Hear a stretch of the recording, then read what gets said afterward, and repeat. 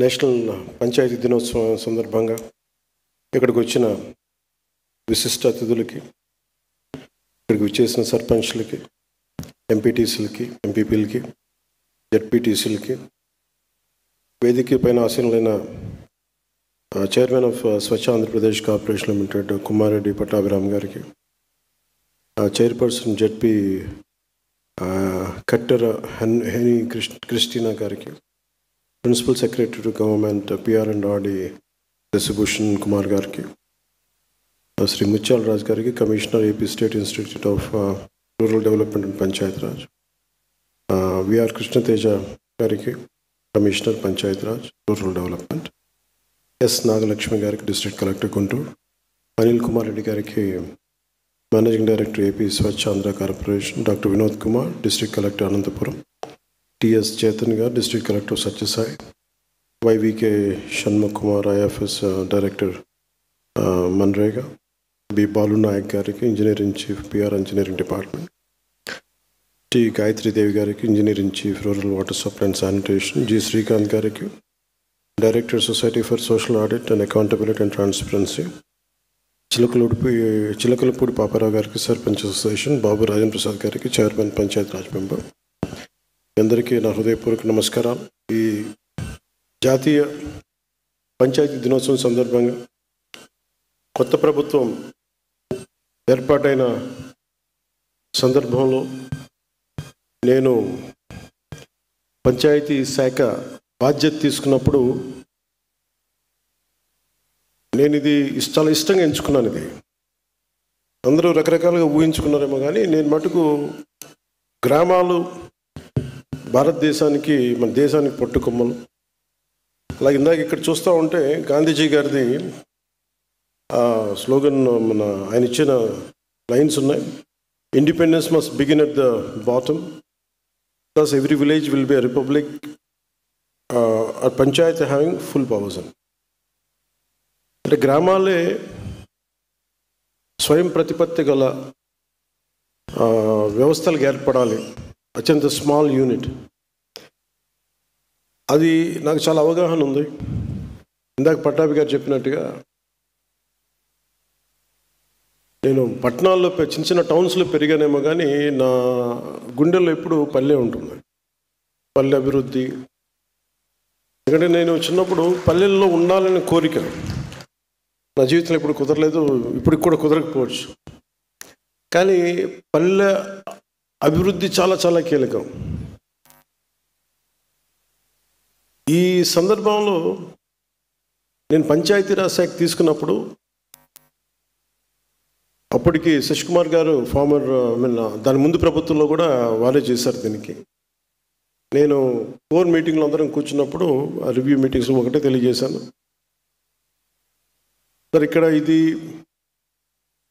కక్ష సాధించం ఎవరి మీద, నాకు కావాల్సిందల్లా పంచాయతీకి ఏ నిధులైతే ఇవ్వబడ్డాయో అవి సంపూర్ణంగా ఖర్చు కాబడాలి. ఏ ఉద్దేశంకి అయితే ఇవ్వబడిందో డబ్బు, ఆ డబ్బు సంపూర్ణంగా దానికే నిర్దేశించిన డబ్బు దానికే ఖర్చు పెట్టగలగాలి. ఎలాంటి అవకతవకలు లేకుండా దయచేసి చూడండి అని చెప్పి ఆ బాధ్యత తీసుకున్నప్పుడు ఆయన చాలా మనస్ఫూర్తిగా, శశిభూషణ్ గారు చాలా మనస్ఫూర్తిగా తీసుకొని మేము మన ఇన్ని కార్యక్రమాలు చేస్తుంటే వెన్నంటే ఉన్నందుకు ముందుగా శశికుమార్ గారికి నా ప్రత్యేకమైన ధన్యవాదాలు. అలాగే ఇక్కడ కేరళ నుంచి మన ఆంధ్ర సేవ చేయాలని చెప్పి వచ్చిన కృష్ణతేజ గారికి, మిగతా ఉన్నతాధికారులందరికీ ప్రత్యేకంగా నా ధన్యవాదాలు తెలుపు. మీరే లేకపోతే ఈరోజున ఇంత విజయవంతంగా, ఇంత వడివడిగా రోడ్లు వేయటం, నిర్మాణం దగ్గర కావచ్చు, ఫామ్ పాండ్స్ కావచ్చు, నీటి తొట్టులు కావచ్చు, గ్రామాల రహదారులు కావచ్చు, ఈ వేదిక పైన ఉన్న కీలకమైన వ్యక్తులు ఎవరు కనుక లేకపోయినుంటే, అలాగే అదే స్థాయిలో కింద గ్రామ స్థాయిలో కూడా వ్యక్తులు బలమైన సమూహం లేకపోయినుంటే ఈరోజున ఇంత వేగవంతంగా రోడ్లు వేసేవాళ్ళం కాదు, ఎన్ని పనులు చేయగలిగే వాళ్ళం కాదు. అలాగే మేము ఇందాక శశిభూషణ్ గారు మాట్లాడుతూ కొన్ని కాంట్రాక్ట్స్ చేసిన దాన్ని ఇంకా కొంచెం చాలా నమ్మకం మీద భరోసా పెట్టారు ఈ ప్రభుత్వం మీద. కొంతమంది బంగారం తాకట్టు పెట్టి కూడా మేము పనులు చేసాం. ఎందుకంటే మాకు ఈ ఎన్డీఏ ప్రభుత్వం మీద గౌరవ ముఖ్యమంత్రి శ్రీ నారా చంద్రబాబు నాయుడు గారి నాయకత్వాన, సమర్థవంతమైన నాయకత్వాన నాకు చాలా బలమైన నమ్మకం ఉంది అని చెప్పి డబ్బులు ఇవ్వకపోయినా కానీ, ఇంకా రిలీజ్ కాకపోయినా పనులు చేసినందుకు ప్రతి కాంట్రాక్టర్స్, ప్రతి ఒక్కరికి పేరు పేరున నా ధన్యవాదాలు తెలుపుతున్నాను. కొంత నిధులు, కొంత శాతం ముందు వచ్చినంత నిధులు కొంత జాప్యం ఉంది. ఇది కేవలం ఏంటంటే ఇది మన రాష్ట్ర ప్రభుత్వం సంబంధించింది కాదు. ఇది కేంద్ర ప్రభుత్వం అన్ని రాష్ట్రాలకి నిధులు విడుదల చేసే దాంట్లో కొంత జాప్యం ఉంది. అది ఫైనాన్షియల్ ప్లానింగ్లో కొంత జాప్యం జరిగింది. అందుకనే మన ఫైనాన్స్ కమిషన్ మీటింగ్ కూడా జరిగింది. దాంట్లో భాగంగా అన్ని వాళ్ళకి చూసుకున్న తర్వాత ఖచ్చితంగా ఇంకో కొద్ది రోజుల్లోనే మనకి ఆ నిధులు వస్తాయి అనేది నాకు సంపూర్ణమైన విశ్వాసం ఉంది. దానికి మాకు తెలియ కూడా చేశారు. సో మీ అందరికీ ఆ భరోసా అయితే ఇస్తున్నాను మీకు. అలాగే మల్టీ విలేజ్, ముఖ్యంగా నేను చాలాసార్లు ఈ తాండాల్లో తిరిగేవాడిని. ఈ అనేక సందర్భాల్లో తెలంగాణలోని కర్ణాటక కావచ్చు, లేదంటే మన ఆంధ్రాలోని అరకు ప్రాంతాల్లో కావచ్చు. అలాగే ముఖ్యంగా మన పంచాయతీలు తీరుతెన్నులు చూస్తే చాలా బాధ వేస్తూ ఉంటుంది. మేము రాగానే ముందు అనుకుంది ఏంటంటే, అసలు ముందు వ్యవస్థని బలోపేతం చేయాలి అంటే ముందు ఒక బాధ్యత గల వ్యక్తిగా, నేను నాకు పరిపాలన అనుభవం లేదు నాకు, కానీ చిత్తశుద్ధి ఉంది, త్రికరణ శుద్ధిగా ఒక మంచి చేయాలని సదుద్దేశం ఉన్నవాడిని. ఒక 2 నెలలు చాలా కీలకంగా దీని మీద అధ్యయనం చేశాను. అందరితో మాట్లాడి, అన్ని సమీక్షలు జరిపి, అన్ని డిపార్ట్మెంట్కి సంబంధించి అన్ని సంపూర్ణ అవగాహన చెప్పలేను, కానీ చాలా వరకు అవగాహన చేసుకునే మాట్లాడతాను. ఆ సందర్భంలో నేను కీలకంగా తీసుకుంది ఏంటంటే, పంచాయతీరాజ్ అనేది డబ్బులు లేకుండా ముందు బదిలీలు జరగవు, సిఫార్సులు లేకుండా బదిలీలు జరగవు. నేను ఆ రెండింటికి మా పేషీ నుంచి చాలా క్లియర్ కట్ ఇన్స్ట్రక్షన్స్ పెట్టాను. డిప్యూటీ సీఎం పేషీ నుంచి కానీ అధికారుల నుంచి కానీ చాలా క్లియర్ కట్ ఇన్స్ట్రక్షన్ ఏంటంటే, ఒక చిన్నపాటి పైరివీలు చేసినా కానీ ఇక్కడ ఎవరు దయచేసి ఉండదు, దయచేసి మీరు ఇక్కడి నుంచి వెళ్ళిపోండి. ఎందుకంటే నాకు కింద దాకా, అట్టడుగు శ్రామికుడు దాకా దీని ఫలితాలు పొందాలి అంటే ఎక్కడా కూడా లీడ్ చేసే వాళ్ళ దగ్గర నుంచి ఏమాత్రం కూడా అసలు అలక్ష్యం లేకుండా, లేదంటే పైరివీలు లేకుండా ఉండాలని చెప్పి నేను తీసుకున్న నిర్ణయం చాలా చాలా బలంగా అందరూ దీన్ని ముందుకు తీసుకెళ్ళారు. అందుకనే మనకి డిఈఓలు కానీ ఎవరైనా సరే ఏ స్థాయి అధికారులకైనా క్లియర్ కట్గా ఏం చెప్పి, మా పరిధిలో ఉన్నంత వరకు ఎంతమందిని ట్రాన్స్ఫర్ చేయాలి. చాలామంది మా పేజ్ మన వెంకటకృష్ణ గారు, మన ఓఎస్డి వెంకటకృష్ణ గారు చెప్తూ ఉంటారు, చాలామంది ట్రాన్స్ఫర్లు చేసిన తర్వాత అంటే జీవితంలో మాకు ఎప్పుడు ఇంకా ఒక రైట్ పోస్టింగ్ రాదు, లేదంటే సమర్థత ఉండి, నేను సమర్థతను వెతుక్కున్నాను. నేను నిజంగా ఇంటిగ్రిటీ ఉండి మన పరిపాలనా వ్యవస్థని పటిష్టం చేద్దాం అనుకున్న అధికారులు ఎవరున్నారో వాళ్ళని వెతికి పట్టుకోండి. ఫస్ట్ నేను ఇచ్చిన ఇన్స్ట్రక్షన్ అంతే, వెతికి పట్టుకోండి. ఎవరైతే నిర్లక్ష్యం కాబడ్డారో, ఎవరైతే సమర్థత ఉండి, ప్రతిభ ఉండి, ఇంటిగ్రిటీ ఉండి వాళ్ళు దూరం కాబడ్డారో వాళ్ళందరినీ వెతికి పట్టుకొని మీరు పంచాయతీరాజ్ కీలకమైన వ్యవస్థలో పెట్టండి. అలాగే ప్రతి ఎమ్మెల్యే గారి దగ్గర నుంచి, మంత్రులు, క్యాబినెట్ సహచరుల దగ్గర నుంచి నాకు రికమెండేషన్స్ వస్తే నేను ఒకటే చెప్పాను, నేను ఈ కండిషన్స్ పెట్టాను. ప్రయారిటీస్ ఎబిలిటీ కావాలి, సమర్థత ఉండాలి. అట్ ద సేమ్ టైం నేను రూల్ బుక్ని నేను వైలేట్ చేయను, నేను రూల్స్ని వైలేట్ చేసైతే చేయను. అలాగే మీకు ఈ అన్నీ కలిసినప్పుడు మీరు చెప్పే వ్యక్తికి ఆ సమర్థన ఖచ్చితంగా దాన్ని ముందుకు తీసుకెళ్తానని చెప్పి అందరినీ నేను ఒప్పించాను. అలాగే కొన్ని చేసినవి ఉన్నాయి, కొన్ని చేయలేనివి కూడా ఉన్నాయి. ఇది ఒక్కటి ఈ రోజున చాలా సమర్థవంతంగా హెల్ప్ చేస్తుంది నాకు. అదే కనుక లేకపోయింది కానీ ఉండుంటే ఈ రోజున మనం ఇంత ఉత్సాహంగా ఈ పంచాయతీరాజ్ దినోత్సవం జరుపుకోవడం మన మనసు ఒప్పేది కాదు. మీరు చెప్పండి, గత 5 సంవత్సరాల్లో అసలు ఇలాంటి సందర్భం జరిగిందా? మీరు ఆలోచించండి ఒకసారి. అంటే నేను ఒకటి, గ్రామాలు దేశానికి పట్టుకొమ్మలు కాబట్టి అది సర్పంచ్ స్వయం ప్రతిపత్తి గల గ్రామాలు అవ్వాలి.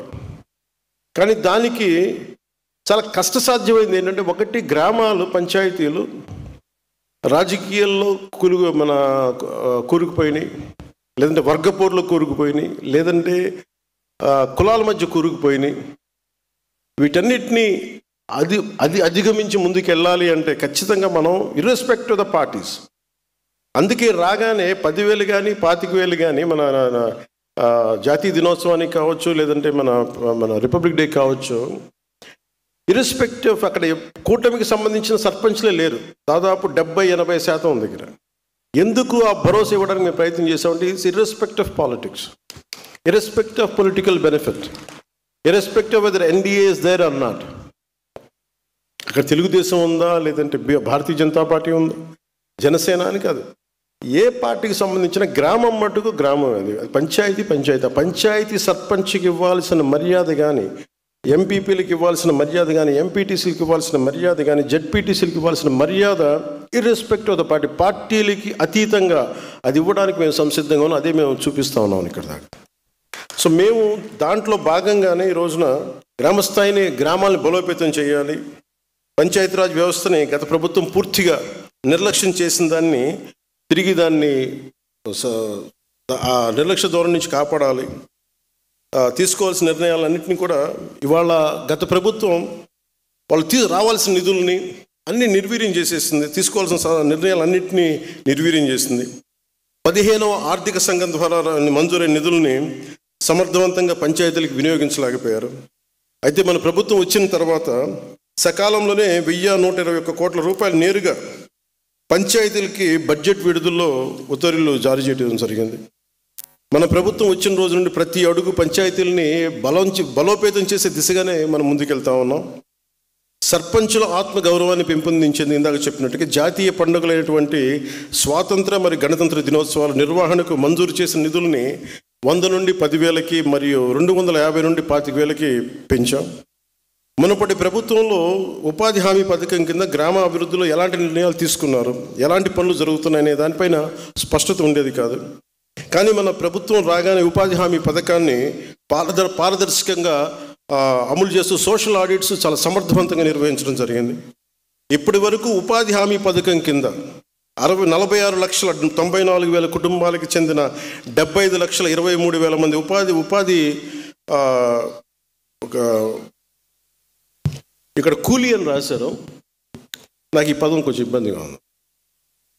అంటే బేసిక్ అది ఇంగ్లీష్. నేను అనేది శ్రామికులు అనే పడదాం, లేదంటే దీనికి ఒక పదం పట్టుకుందాం. దీనికి అంటే గ్రామ వికాస నరేగా శ్రామికులు అనే పదం నాకు ఇష్టంగా అనిపించలేదు. పల్లెల్ని నిర్మించే కార్మికులు, లేదంటే గౌరవం ఇవ్వాలి, అంతేగాని ఏదో ఉపాధి మన కూలీ ఇస్తున్నాం డబ్బులు వెళ్ళిపోయిన అలా ఉంది. అందుకని దయచేసి దీన్ని ఒకసారి, ఎందుకంటే పిఆర్ డిపార్ట్మెంట్ లేదంటే న్యూస్ పేపర్స్లో అన్నిటి కూడా ఉపాధి హామీ కూలీ అంటే కూలీ అనే పదం బ్రిటిష్ వాళ్ళ నుంచి వచ్చింది. మనల్ని, భారతీయుల్ని, చైనీస్ని బయట తోటలో పనిచేయడానికి అది చాలా డిరగేటరీ టర్మ్. అందుకని దయచేసి ఆ పదం మనం వాడద్దు. అందరినీ మార్చలేం, కానీ దయచేసి ఈ పదం ఆ పంచాయతీరాజ్ ప్రిన్సిపల్ సెక్రటరీ గారికి, ఉన్నతాధికారులకు కూడా నా విజ్ఞాపన. ఇంకొక కొత్త పదం ఏదైనా పట్టుకుని నరేగా శ్రామికులను అనండి, లేదంటే గ్రామ వికాస శ్రామికులు అనండి. శ్రామికుడు అనే పదం వాడండి దయచేసి. అందుకని ఈ ఉపాధి హామీ కింద గ్రామాభివృద్ధికి ఎలాంటి మనకి ఈ ఉపాధి శ్రామికులకి వారి సొంత గ్రామాల్లో ఉపాధిని కల్పించాం. 24-25 ఆర్థిక సంవత్సరంలో 24,23,00,000 పని దినాలను 5,10,000 కుటుంబాలకు 100 రోజులు పని కల్పించాం. మన ప్రభుత్వం ఏర్పడిన వెంటనే పంచాయతీరాజ్ వ్యవస్థకు జీవనాడైనటువంటి గ్రామ సభలను చిత్తశుద్ధితో సమర్థవంతంగా నిర్వహించగలుగుతున్నాం. గ్రామ సభల ద్వారా గ్రామ స్థాయిలో ప్రజల అవసరాలను గుర్తించి ప్రాధాన్యతతో కూడి నిర్ణయాలు తీసుకుంటున్నాం. ఇలాంటి దృఢ సంకల్పంతో ఒక్కసారి 13,326 గ్రామ పంచాయతీల్లో గ్రామ సభలు నిర్వహించి ప్రపంచ రికార్డును కూడా మనం సాధించాం. గ్రామ సభల్లో తీసుకున్న నిర్ణయాలను పల్లె పండుగ ద్వారా పూర్తి చేసిన పనులు మీ దృష్టికి తీసుకొస్తాం. 4,000 కిలోమీటర్లు సిసి రోడ్లు నిర్మించాం.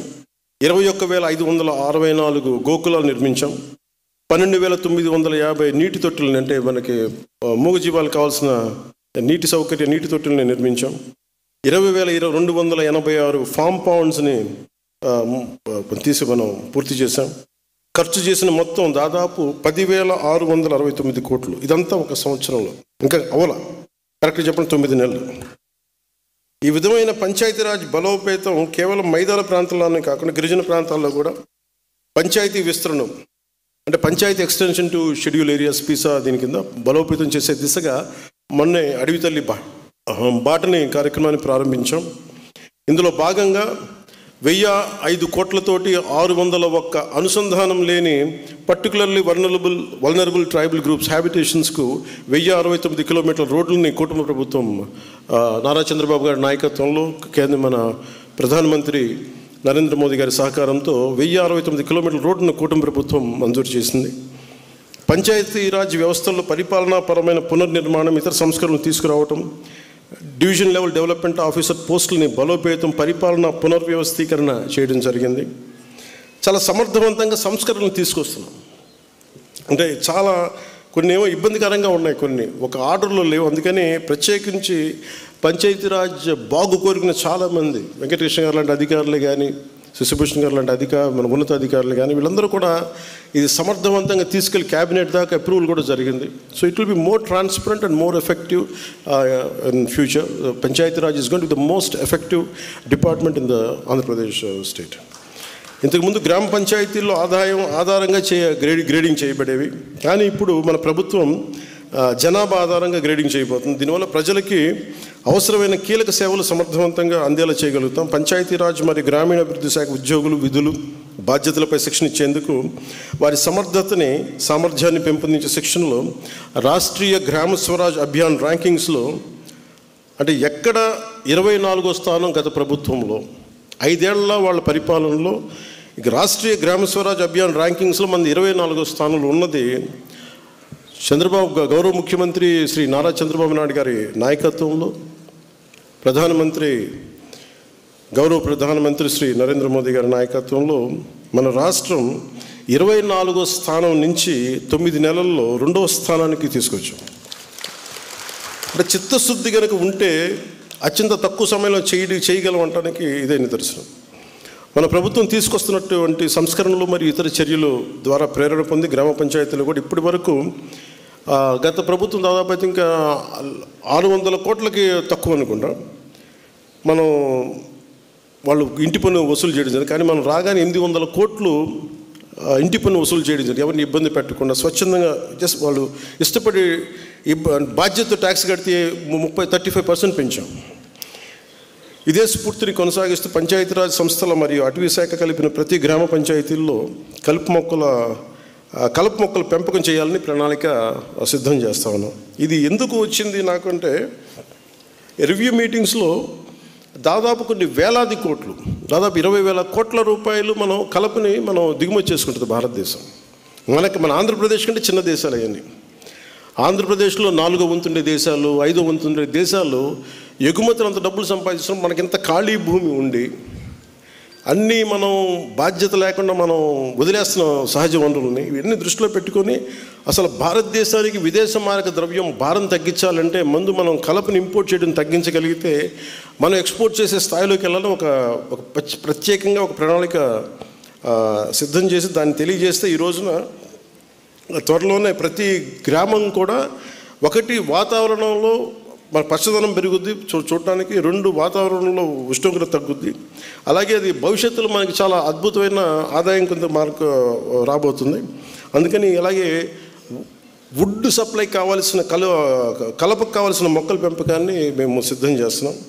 దాదాపు 20,000 కోట్ల విలువైన కలపని మనం తగ్గించుకున్నామంటే 20,000 కోట్ల రూపాయలు మనం సాధించగలం, అంటే మనం ఎక్స్పోర్ట్ చేయగలం. అందుకని ఇక్కడున్న సర్పంచ్లు కానీ, ఎంపీటీఓలు కానీ, మీరు ఎంపీటీసీలు కానీ, ఎంపీపీలు కానీ, జెడ్పీటీసీలు కానీ మీరు ఈ విధంగా ఆలోచించగలిగితే, మీరు సహకరించగలిగితే దాదాపు మీరు ఊహించుకోండి 20,000 కోట్ల రూపాయలు. నేను 2000 ఇంకొక 15 సంవత్సరాలకి మనకు 20,000 కోట్ల రూపాయల సంపాదన ఉంటుంది జస్ట్ కేవలం కలప ద్వారా ఒకటే. సో అందుకని దీన్ని ఒకసారి మీరు దృష్టిలో పెట్టి మీ సహకారం కావాలని మనస్ఫూర్తిగా కోరుకుంటాను. అలాగే అంతిమ లక్ష్యం గ్రామ పంచాయతీలను ఆర్థిక మరియు పరిపాలనా స్వావలంబన కలిగిస్తుంది. అంటే ఎవరి మీద ఆధారపడకుండా స్వయం ప్రతిపత్తి కలగా స్వర్ణ పంచాయతీగా తీర్చిదిద్దాలి అనేది గౌరవ ముఖ్యమంత్రి శ్రీ నారా చంద్రబాబు నాయుడు గారు ఆశయమైన స్వర్ణాంధ్రాన్ని చూడటం, మరియు గౌరవ ప్రధాని శ్రీ నరేంద్ర మోదీ గారు కోరుకున్న వికసిత్ భారత్ మరియు ఆత్మనిర్భర్ భారత్ని సాధించడం, స్థానిక సంస్థలని స్థానిక ప్రభుత్వాలుగా మార్చడం. ఇది కొత్తది కాదు. ఈరోజు బేసిక్గా మనకి ప్రాచీన భారతం, మన వేదాల్లో కావచ్చు, కౌటిల్యుడి అర్థశాస్త్రం కావచ్చు, అక్కడి నుంచి కూడా ఎప్పుడు కూడా గ్రామాలని స్వయం ప్రతిపత్తి గల యూనిట్స్ అవన్నీ ఇండిపెండెంట్ యూనిట్స్. దేశానికి అవి మనకు బలం కలిగించేవన్నీ. సో మేము అందుకనే ఏం కోరుకుంటున్నామంటే పంచాయత్ షుడ్ బి ఎంపవర్డ్. పంచాయతీని బలోపేతం చేయాలి. ఏం చేయాలి దానికని చెప్పి ఇందాక మీరు ఆ స్టాల్స్ చూస్తూ ఉంటే అది మా ఎన్డీఏ ప్రభుత్వం విజన్. అది మీరు చూడగలిగితే దాన్ని వచ్చే 4 సంవత్సరాలు ఇంకొక ఈ 3 నెలల్లో ఎంత శాతం మేము సాధించగలదని మేము అహర్నిశలు మేము కష్టపడడానికి మేము సంసిద్ధంగా ఉన్నాం. అలాగే దీంట్లో నేను ఉన్నతాధికారుల దృష్టికి తీసుకొస్తున్నాను. ఇందాక నేను చెప్పినట్టుగా ఈ నరేగా కూలీ అనే పథకం నుంచి దయచేసి నరేగా శ్రామికులు అనే పదం వాడవలసిందిగా నేను ఈ ప్రతిపాదన చేస్తాను. దయచేసి దీన్ని ముందుకు తీసుకెళ్ళండి. అలాగే ప్రతి చోట అంటే నేను చాలా గ్రామాల్లో స్కూల్స్కి ల్యాండ్ లేదు. రైల్వే కోడూరు నియోజకవర్గంలో ఒక గ్రామానికి మైసూరవారిపల్లిలో ప్లే గ్రౌండ్ లేకపోతే నేను అడిగితే గ్రామానికి అసలు రెవెన్యూ భూమి ఏదైనా ఉందంటే అసలు సెంట్ భూమి లేదు. నాకు చాలా ఆశ్చర్యం కలిగింది. అసలు బేసిక్గా ఎంత ఉంది భూమి పంచాయతీల కింద, దీన్ని ఒకసారి ఆడిట్ చేయాల్సిన అవసరం ఉంది.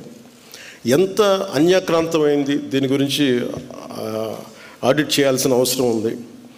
ఎందుకంటే మనకి భారతదేశం స్వయం ప్రతిపత్తి కావాలంటే, స్వయం ఎంపవర్డ్ పంచాయత్ జరగాలి అంటే we need people of great empowerment. భవిష్యత్తుని బలోపేతం చేయగలిగే కొత్త తరానికి మనం అక్కడ పునాదులు ఇవ్వలేని పరిస్థితుల్లో కనుకుంటే మనం రాజకీయ పరంగా లబ్ధి పొందొచ్చేమో, కానీ నిజమైన ఆకాంక్ష ఆ ఒక పల్లెలు చాలా బలోపేతం అవ్వాలి, అది దేశానికి అది ఒక వెన్నెముకలా ఉండాలి అనాలి అంటే ఏదైతే బేసిక్ ఉన్నాయో స్కూల్ పిల్లలకు సంబంధించి కానీ గ్రామానికి స్వయం ప్రతిపత్తి కానీ లేదా ఆర్థికంగా కూడా ఇవన్నీ ఉండాలి అంటే బేసిక్ భూమి రిసోర్సెస్ చాలా అవసరం. అవన్నీ కొంతమంది అన్యాక్రాంతం చేశారు. దీని మీద కంపల్సరీగా ఒక ఆడిట్ జరగాలి అని చెప్పేది నా ప్రగాఢమైన ఆకాంక్ష. దీన్ని కూడా ఉన్నతాధికారుల దృష్టికి తీసుకొస్తున్నాను. ప్రతి పంచాయతీలో ఎంత భూమి ఉంది, ఎన్ని బిల్డింగ్లు అన్యాక్రాంతం అయినాయి, ఎంత ఆస్తి మనుషులు అడ్డగోలుగా దోచేసుకున్నారు, దీని మీద మీరు దృష్టి, అభివృద్ధితో పాటు అవినీతి పైన కూడా మీరు చాలా బలమైన చెక్ పెట్టాలి మీరు. ఎందుకంటే ఇది ప్రజల సొమ్ము. ఇది దయచేసి ప్రజల సొమ్ముని అన్యాక్రాంతం కాకుండా, ప్రజల ఆస్తుల్ని అన్యాక్రాంతం కాకుండా కాపాడాల్సిన బాధ్యత ఉంది. మీకు ఎలాంటి రాజకీయ ఒత్తిళ్ళు వచ్చినా దానికి నేను అనేవాడిని ఉన్నాను, నేను అండగా ఉంటాను. మీ అందరికీ ఉన్నతాధికారులందరికీ తెలియజేసుకుంటూ మీరు దీన్ని బలంగా ముందుకు తీసుకెళ్ళమని కోరుకుంటా ఉన్నాం. మనం చాలా ఇంకా బలంగా జరుపుకోవాల్సిన రోజును ఈరోజు నేను చాలా ప్రిపేర్ అయ్యి వచ్చాను. గత 2-3 రోజులుగా ఎన్ని చాలా ఎక్కువ సమయం గడుపుదాం, దాదాపు ఒక ఈవినింగ్ దాకా గడుపుదాం అనేది ప్రతి స్టాల్లో అనుకున్నాం. అలా మీ అందరితో ఎక్కువ సమయం గడుపుదామని, ప్రత్యేకంగానే ఉందామని. కానీ దురదృష్టం మొన్న కశ్మీర్లో ప్రత్యేకించి టార్గెట్ చేసి మరి దాదాపు 30 మందిని చంపేయటం, చాలామంది క్షతగాత్రులు అవ్వటం, నా మనసుని చాలా కలిసి సగటు భారతీయుడిగా, నథింగ్ టు డూ విత్ దీని పాలిటిక్స్ సంబంధం లేదు. అది ఒక ఉగ్రవాది తోటా పేలితే కన్నీళ్ళు భారతదేశం నలుమూల వస్తాయనడానికి మన రాష్ట్రం కూడా నిదర్శనం. ఎక్కడో వైజాగ్లో ఒక రిటైర్డ్ బ్యాంక్ ఎంప్లాయ్ ఆయన ప్రాణాలు కోల్పోయాడు. ఎక్కడో కావల్లో ఒక యువకుడు చనిపోయాడు. ఇది చాలా చాలా బాధ కలిగించింది మా అందరికీ, చాలామందితో పాటు నాకు బాధ కలిగించింది. అంటే గ్రామాలు should be a part of national integration. Panchayat should become a part of national integration. కశ్మీర్లో కావచ్చు, ఇంకో చోట కావచ్చు, ఎలాంటి జరిగినా గ్రామాల్లో ఉండేవాళ్ళు మాకెందుకు, మా సంబంధం లేదనుకుంటారు. గ్రామాలు రాజకీయాలకు కావచ్చు, పొలిటికల్ పార్టీస్కి కావచ్చు, కులాలకు కావచ్చు, వర్గాలకు కావచ్చు, దానికి ఫౌండేషన్ కింద కాకుండా జాతీయ సమగ్రతకి పట్టుకొమ్మల వాళ్ళు పంచాయతీలు. అంటే ఇది మీకు ఎక్కడ ఏమైనా, ఎందుకంటే ప్రతి గ్రామం నుంచి ఎక్కడో చోట వస్తారు. ఎక్కడో శ్రీకాకుళంలో అత్యధికంగా ఉన్న ఒక పంచాయతీ నుంచిలో అత్యధికంగా సోల్జర్స్ వెళ్తారు అక్కడి నుంచి, ఒక పంచాయతీ నుంచి ప్రత్యేకించి. సో పంచాయతీలని ఎలా బలోపేతం చేయాలని ఒక ఉద్దేశంలో మొన్న ఆ సంఘటన జరిగిన తర్వాత దాని గురించి చాలా ఆలోచిస్తూ ఉంటే నాకు ఒకటే అనిపించింది. ఒక రాజకీయ నాయకుడు, ఊరు లేదు, పేరు లేదు, ఉండదు. వాళ్ళ కుటుంబానికి తెలియచ్చు, కానీ ఆయన విగ్రహాలు పెట్టేస్తారు. ఏదన్నా విగ్రహాలు పోతే గోల్ చేసేస్తారు. కానీ ఏ దేశం అయితే మనకు ఆధారం ఇచ్చిందో, ఏ దేశం అయితే నీకు భారతీయుడని ఉనికి ఇచ్చిందో, ఆ భారతదేశాన్ని స్మరించుకునే ఒక ఏ చిహ్నం లేదు, ఎలాంటి చిహ్నం ఉండదు, గుర్తుండదు. అందుకని నేను ఈరోజు నా ప్రతిపాదన ఉన్నతాధికారులందరికీ, శశిభూషణ్ గారికి కానీ, ఇక్కడున్న కమిషనర్ గారికి కానీ, అందరికీ అందరికీ ప్రతి పంచాయతీలో జాతీయ సమగ్రత ప్రాంగణం అనేది చాలా చాలా అవసరం. దాంట్లో జాతీయ సమగ్రత స్తూపం, అది మీరు 1000 గజాల్లో పెడతారా, ఎకరంలో పెడతారా, ఇంకెక్కువలో పెడతారా, ఆ పంచాయతీలను బట్టి కనీసం ప్రతి చోట 13,326 పంచాయతీల్లో 13,326 జాతీయ సమగ్రత ప్రాంగణాలు ఉండాలి. 13,326 జాతీయ సమగ్రత స్తూపాలు ఉండాలి. ఇది దయచేసి దీన్ని ఎలా తీసుకెళ్తాం, దీనికి కావాలంటే నేను క్యాబినెట్లో కూర్చొని గౌరవ ముఖ్యమంత్రి చంద్రబాబు నాయుడు గారితో మాట్లాడి, అవసరమైతే కేంద్ర ప్రభుత్వంతో మాట్లాడి, ఇది చాలా చాలా అవసరం. ఇప్పుడున్న పరిస్థితుల్లో, ఉగ్రవాదం పెట్రేగి పెరిగిపోతున్న పరిస్థితుల్లో, గ్రామాల నుంచి బలమైన వ్యక్తులు ఉంటేనే, దేశ వికాసానికి బలపడే వ్యక్తుల సమూహం ఉంటేనే గ్రామాల్లోనే మన దేశానికి ఏదైనా చేయగలం, తద్వారా మనం లాభపడగలం. మనకి ఉనికినిచ్చిన మన దేశం తాలూకు మనం భాగస్వాములు కాకపోతే, ఇది నాకు సంబంధం లేదు, నా కులం కాదు, నా పార్టీ కాదు, మా ఏరియా కాదు అనుకుంటే అలా కుదరదు.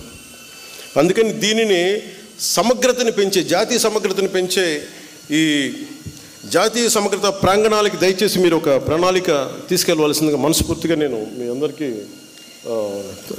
తెలియజేస్తాను. ఇక మీతో ఎక్కువ సమయం గడపాలనుకుంటా ఉన్నాను, కానీ నాకున్న రెండు నిన్న కాశ్మీర్లో చనిపోయిన వ్యక్తుల్లో మన ఆంధ్రప్రదేశ్ చెందిన వాళ్ళు 2 ఉన్నారు. ఈ బాధ్యతలు నేను కూడా వెళ్ళి వారి క్రిమేషన్లో, వారికి దహన కార్యక్రమాల్లో పాల్గొనాలని నిర్ణయించబడింది. అందువల్ల దానికి బయలుదేరుతున్నాను. లేదంటే మీతోటి మీ అందరి కూర్చొని ఉండేవాడిని ఎక్కువసేపు.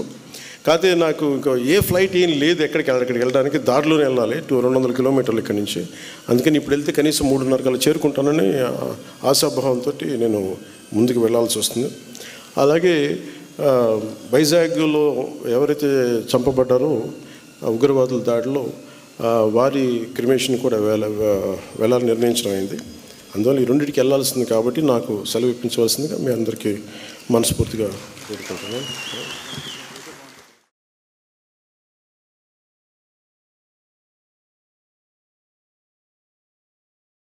అంటే రాష్ట్ర వ్యాప్తంగా సర్పంచులు ఎదుర్కొంటున్న పలు సమస్యల్ని పాపారావు గారు దృష్టికి తీసుకొచ్చారు. ఆంధ్రప్రదేశ్ గత ప్రభుత్వం 5వ ఆర్థిక సంఘాన్ని ఏర్పాటు చేసి రాష్ట్రంలో గ్రామ పంచాయతీ 4 సంవత్సరాలుగా రావాల్సిన నిధుల్ని బదిలీ చేయాల్సిన, మరి అసెంబ్లీలో మా బిల్లు పెట్టి గ్రామ పంచాయతీలకు రావాల్సిన వాటాన్ని బదిలీ చేయాలని విజ్ఞప్తి చేస్తున్నారు. కూటమి ప్రభుత్వం నుండి ఎన్నికల మేనిఫెస్టో ఇచ్చిన భాగంగా రాష్ట్ర వ్యాప్తంగా సర్పంచుల గౌరవ వేతనాన్ని 3,000 నుండి 15,000కి పెంచాలని ప్రార్థిస్తున్నారు అని రిక్వెస్ట్ చేస్తూ ఉన్నారు. అలాగే వెంకటేశ్వర గారి దర్శనం కూడా ఉంది. ఈ మూడింటిని మేము ఖచ్చితంగా పరిశీలిస్తాం. ఇది నేను ముఖ్యమంత్రి గారి దృష్టికి తీసుకెళ్తాను, క్యాబినెట్ దృష్టికి తీసుకెళ్తాను తెలియజేసుకుంటూ, మీ అందరికీ కూడా మనస్ఫూర్తిగా నా ధన్యవాదాలు తెలియజేసుకుంటూ సెలవు తీసుకున్నాను. జై హింద్.